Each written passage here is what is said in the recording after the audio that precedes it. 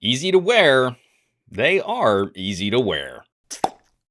There is no one headphone or earbud for everything. No one headphone for everyone. So I feel it's important to classify headphones like we do camera lenses or laptops. We want the right tool for the right job. So in my earbud reviews, I've been trying to draw a harder line between techie communication buds and products that focus more on audio quality or some specific kind of listening. A critical aspect of audio quality is reducing competition from noise, and we'll get to that in just a bit. To the product featured in this video, 1More is a brand I often point to as an audio quality focused label. The ComfoBuds, though, are a product built with more of a communicator focus. This is a very familiar style of earbud, an open ear driver, but with a flexible cover around the tip. This is to more comfortably press the driver against the ear canal, but these are not intraoral. They are not in-ear buds, and there really isn't much passive noise reduction. Ease of use is the big draw here. And this might be the smallest charge case I've seen yet on a pair of true wireless. But we don't sacrifice much of the overall runtime. The buds play for about 4 hours on a charge, and you can get a total of around 18 hours out in the field when you top them off throughout the day. The battery life is further improved by ear detection, helping these drop to a lower power state when they're not in your ears. This takes up less space in a pocket, and the ComfoBuds are casually easier to plop right in front of your ear canal. By most counts, this is solid territory for communicator buds. You want to be able to easily use them, answer calls, and fit isn't as critical when we're going for quick access. And did I mention how small the case is? It's really teeny. I love that. Controls on the earbuds are a bit simplistic: double tap for play pause and triple tap for the assistant. The taps need to be deliberate, so it makes sense that there's no single tap control. I appreciate that, since there'd kind of be no way to hold or adjust them if they were constantly activating a single tap command. They're techy, they're sleek,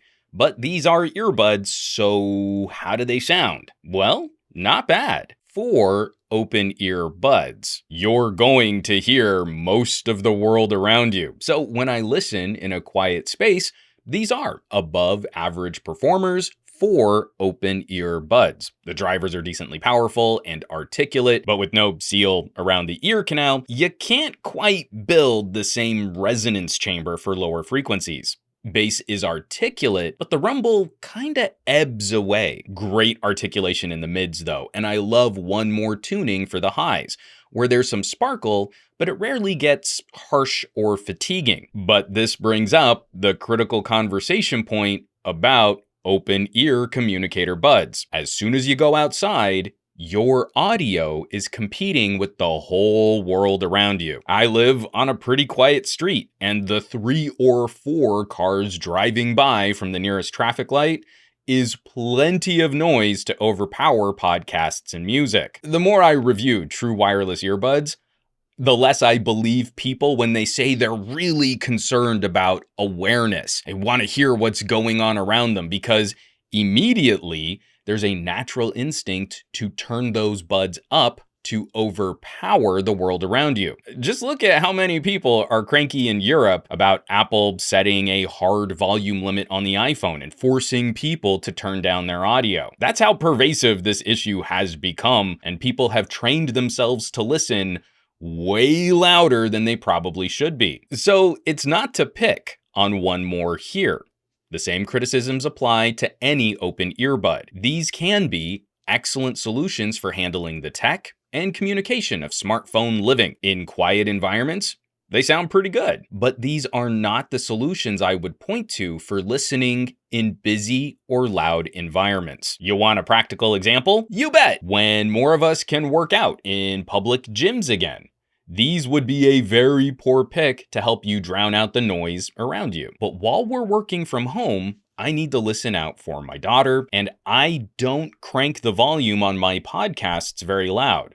I'm actively trying to listen at lower levels. And that helps when my daughter needs help with online school. But I can also hear most of what's happening around our home and in our condo complex. If you need the isolation and the ability to black out distractions, open earbuds probably aren't the best solution. I think 1More nails the price here though. The core functionality and easy fit makes sense when we're not only sub $100, but well under $100. For those folks that know they can comfortably fit in ears and are looking for a bit more noise isolation, the 1More piston buds sell in roughly the same ballpark. And stepping up a bit higher than that, there's something interesting about the color buds if people want in-ear on some of the absolute smallest driver casings I've ever reviewed. The deal here, we're getting better and better options for competition and true wireless at a variety of price points. We just want to make sure we're using the right tools for the right jobs. I'll of course leave some links down below this video where you can find more information on 1More and their ComfoBuds,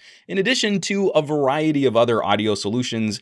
As I said, I've been a big fan of 1More over the years. As always, thanks so much for watching, for sharing these reviews, and subscribing to the channel. Supporting your favorite content creators has never been more critical than it is today, so I greatly appreciate those of you who really do look down in the description, check those links, maybe even shop some of my merch. That kind of stuff really does help keep production rolling on this channel. You can check out a full list of all of my affiliates and partnerships on SomeGadgetGuy.com, or you might consider joining the list of names scrolling by on your screen from my Patreon, patreon.com/SomeGadgetGuy. It's basically a collection of the coolest tech pals on the internet, so I hope you'll check them out. Now, you know where you can find me around the rest of the web, at SomeGadgetGuy on the Twitters and the Twitch, and the Facebooks and the Instagrams. And I will catch you all on the next review.